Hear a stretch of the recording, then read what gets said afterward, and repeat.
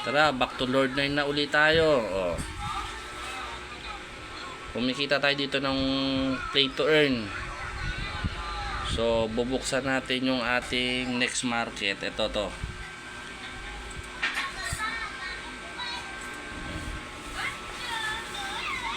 So, pakikita ko sa inyo yung ito yung mga pinurchase ko. Ayan o.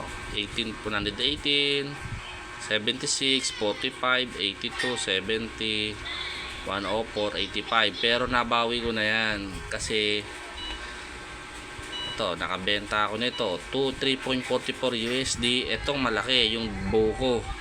23.49 USD plus 8. So, ito kinancel ko to eh. Una kasi ito yung binenta ko, 57. Tapos binaba ko siya ng 39. Nung sinagad ko ng 23, nabenta. Tapos yan pa yung iba oh.